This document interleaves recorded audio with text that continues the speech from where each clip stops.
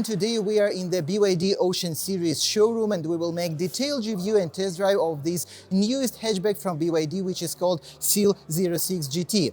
And probably this may be the best electric hatchback in the world because the conception of this car is to be upper medium class, closer to premium, because this car actually shares some design ideas and components from a much more expensive and bigger cars such as BYD Seal and BYD Seal Line 07, and they also share the same platform, the newest platform from BYD, which is called 3.0 Evo. And by the way, this car is actually not really cheap, about what I will tell you a little bit later. Let's go detail. And we start from the body, which is really not typical for modern EVs. It's a city hatchback, but it's not a small, a compact car. Actually, the length of this car is 4.63 meters, which is approximately like an ID4. And the wheelbase here is bigger than in ID4, which is 2.82 meters right here.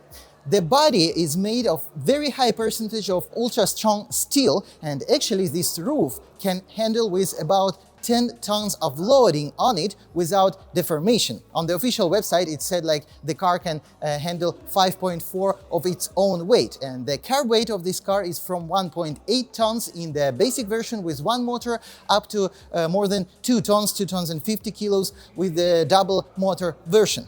Also, the BYD outlines on the website that this car in standard equipment has 11 airbags inside. So they do not make this car, they do not position it as a cheap car or as an everyday car, for example, like BYD Dolphin, which is a true city hatchback, which is quite an old and a much more cheaper model. This is more like an premium image car for young people who live in the city. Now let's talk about the characteristics and motors. Basically, we have 3 versions. The first version is rear-wheel drive with a weaker motor, which goes with smaller battery, which is 218 horsepower, and acceleration in this case from 0 to 100 is 7.5 seconds. Same as, for example, in much more expensive and bigger BYD Seal Line 07. We have 310 Nm of torque in this case. The next version, we have same motor, but with a little bit different index and nameplate, which adjusted to 224 horsepower, which should compensate the bigger battery with which this motor goes. In this case, we have exactly same acceleration from 0 to 100 in 7.5 seconds and exactly same torque of 310 Nm. But of course, the most interesting is the 4-wheel drive version, which makes this car a real hot hatch, which has 422 horsepower.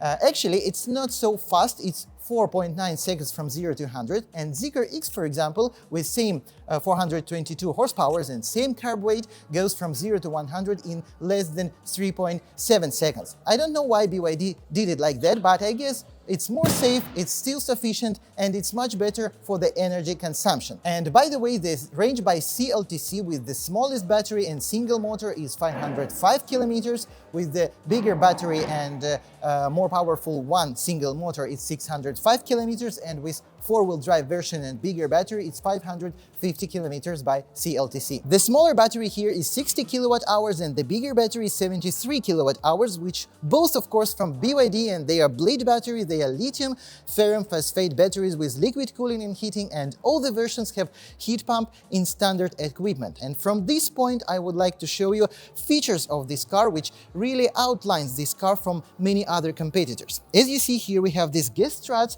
which you will not see in the car like BYD Dolphin, which is also the city hatchback, but which is positioned and which is actually much cheaper than this one. Secondly, this cover of the front, which is 45 liters inside, is one of the best which I ever tried in any car. First of all, it has very nice lock here in 2 parts. Secondly, it's very heavy and pleasant to use. Thirdly, it has the sealing here. It's really nice to open and close. The plastic here is of very high quality, everything covered in very good way. And the most interesting that I really paid attention to is how this hood is being closed. The feeling from closing this hood is better than in Zeekr 001, in many other BYD, 100 times better than, for example, in that car or BYD Sound Plus. Just look, it clicks like in a Ferrari. That's what I really like about this car. They made this car with premium feeling, despite the price is maybe a little higher than average, but for sure not a premium car price. And here we have the charging port, which is of course in Chinese market single-phase charging port and the direct current charging port. Here we have the V2L in all the versions, with power of 3.3 kilowatts. But what is most important, you should know about the two batteries difference, that the smaller battery is 400 volt platform and the bigger battery is 800 volt platform, which means that the 800 volt platform will charge faster than the 400 volt, and the total charging time of two batteries is exactly same, despite one is actually bigger. The charging from 20 to 80% on the DC charging station will be only about 20 minutes. Now let's talk about the suspension and ground clearance. Here we have the 18-inch wheels, which are standard for all versions except the four-wheel drive version. There we have the 20-inch wheels. Here we have the McPherson suspension with the two lower arms, which is better than one probably for the steering. They are made of steel. The ball ring is not exchangeable. The normal McPherson strut, the front subframe is made of steel, and the ground clearance in the front under the front subframe is 161 to 164 millimeters, which is not bad for the 18-inch wheels. In the middle of the car, the ground clearance is actually bigger, it's 182 millimeters, so the front subframe is a little bit lower, despite the motor here is on the rear subframe, but here we don't have any lowering point. And everything here looks quite fine, everything here is quite precisely finished and so on. The rear suspension is the 5-link multi-arm suspension, which should be very good for the handling of the car. Here the ground clearance is actually even bigger, it's 212 millimeters under the rear subframe. Here we have some dust protection screens and everything looks quite well finished. And I almost forgot to tell you that the top version of this suspension has the shock absorbers with changeable softness.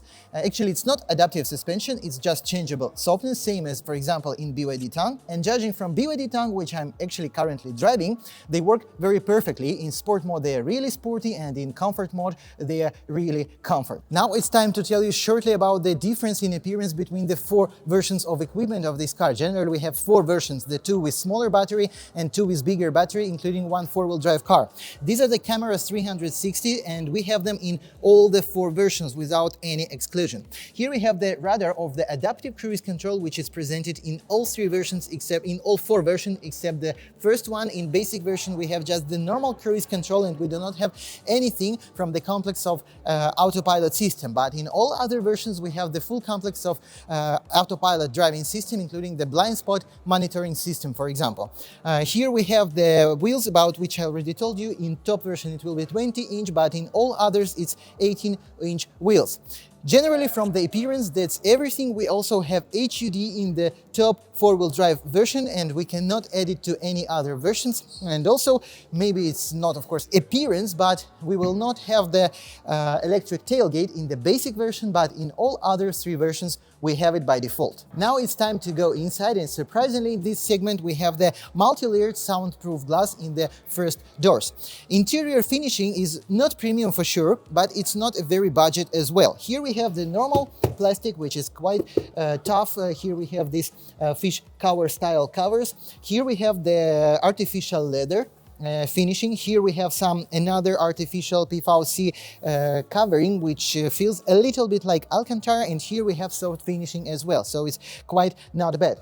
On the steering wheel we have the leather in all versions by default, and on the seats we have this artificial leather. Actually, on the BYD website they say it's leather, but they don't say it's genuine, but from what I feel, of course, it's not genuine leather. And we have heating and ventilation of the front seats in all the versions except the basic one. Here we have the electric adjustment in all versions, but in the top versions with bigger batteries, we have the lumbar support adjustment and memory as well. Here is no lumbar support, waist adjustment. Sorry, I mean the waist adjustment. And now I will sit inside and tell you a little bit more. I'm 178 centimeters tall. I'm now in the lower position, and as in many BYD cars, which even have the regulation of the angle of the seat cushion, cushion, I would like to make the front part of the cushion a little bit higher to feel like more in a sportive seats. This is typical issue for all BYD cars, but this is as per my taste. I would like to have the seat cushion a little bit longer as well, but nevertheless, generally the ergonomy here is of course very nice. First of all, we have a lot of physical buttons like in all other BYDs.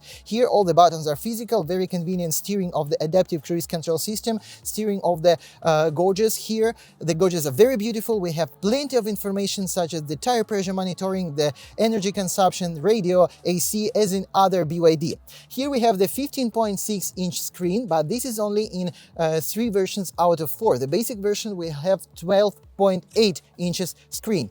There is no surprise for anyone who used BYD before, because everything here is exactly same as in other BYD cars, and in the D-Link menu we can choose the language. We have Chinese or English language by default from factory in all the BYD cars for Chinese market. Here we have the wireless charger, which is 50 watts, which has cooling and which is in all versions except the basic one. Here we have this cluster with physical buttons, which are typical for BYDs, such as the quick access to auto hold function, which is very important, such as quick access to driving modes, to fan of the ventilation, to sound volume changes for the emergency light, and so on. And this cluster is called the Heart of the Ocean by the BYD designer, and it really feels like something from a submarine. Here we have the very nice cup holders, which can be changed in their height, which has ambient lighting inside. Here we have ambient lighting as well, and this we have in all the versions except the basic one.